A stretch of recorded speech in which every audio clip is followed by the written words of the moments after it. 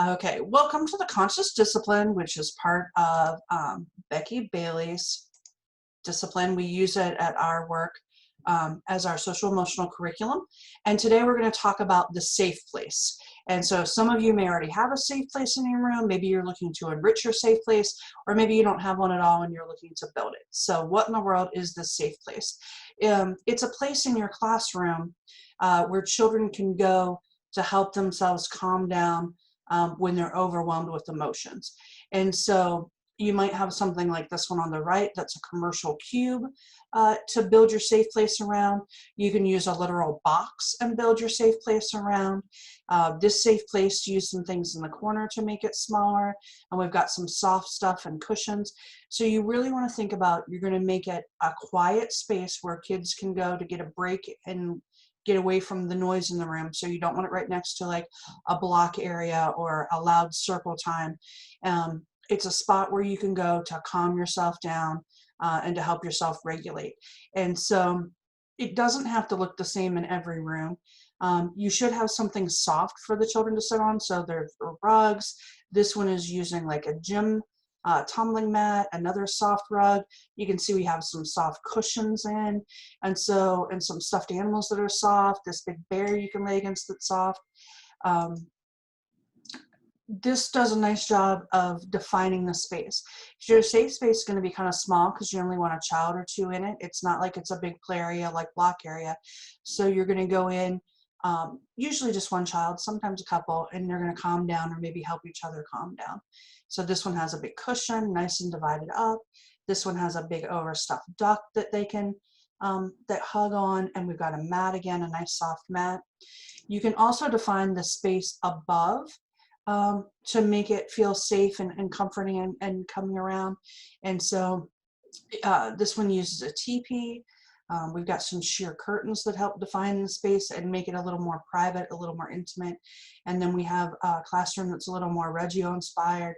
They've got their tree, and that it's very soothing. It feels very soothing with the soft cushion and the shears there. So they all don't have to look the same. They just need to be a spot where children can go. It's a defined space. It's a quiet area where children can help themselves calm. Jeffrey's going to talk a little bit about some items that you can include within your safe space. All right. So in your safe space, you're going to have a lot of tools for the children to use to help to calm down. And these are going to be tools that you're going to have to teach them how to use.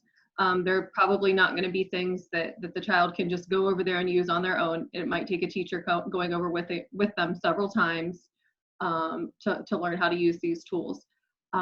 So Conscious Discipline offers, so there's posters that you can post in your quiet space or your safe place where there's, the feeling faces, there's breathing strategies, there's different choices that they can make to help calm down.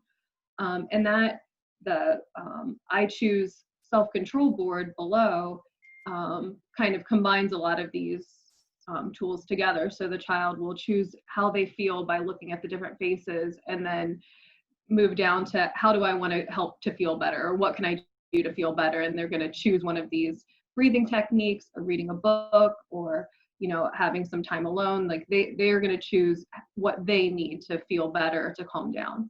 Also offering like something to hug and something cozy. That can be a nice calming strategy. And books are always a nice way.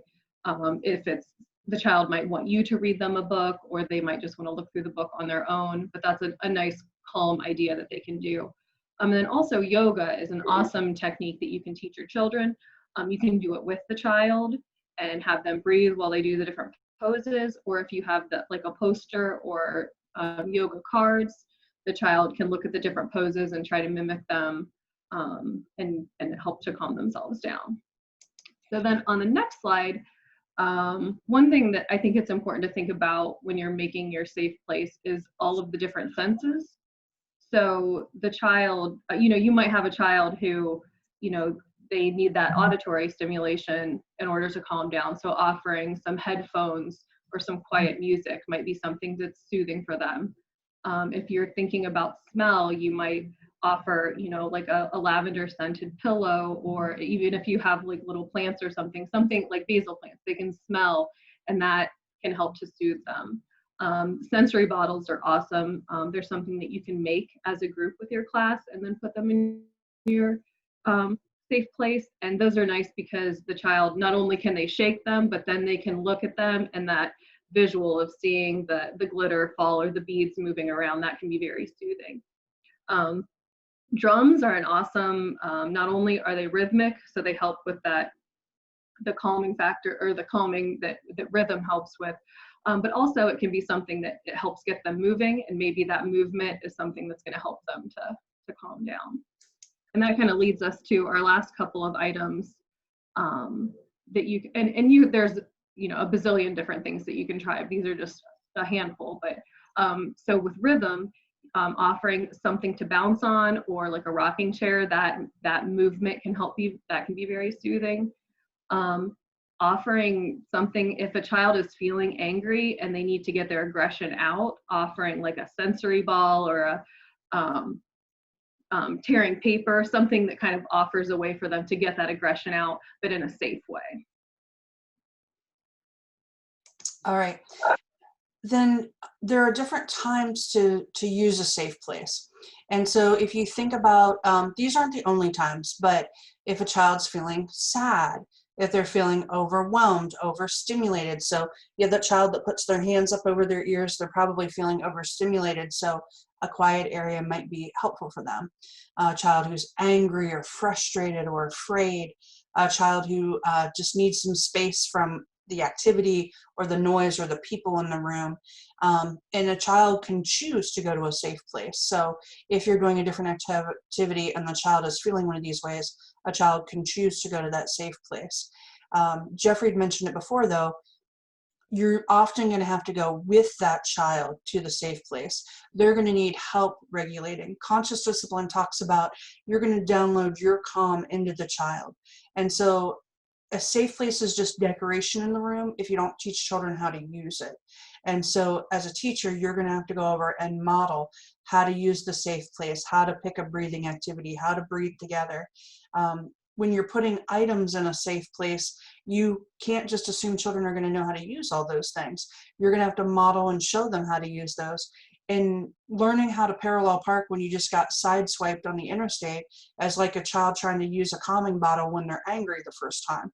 You need to teach a child how to use a calming bottle when they're not upset. So we're going to teach them how to use all these different strategies. We're going to take a field trip over to the safe place and learn about the items in it. If we add a new item like a drum, we're going to show the children how you can use the drum in a way in the classroom. What else? I'm sorry, did I talk about it all, Jeffrey?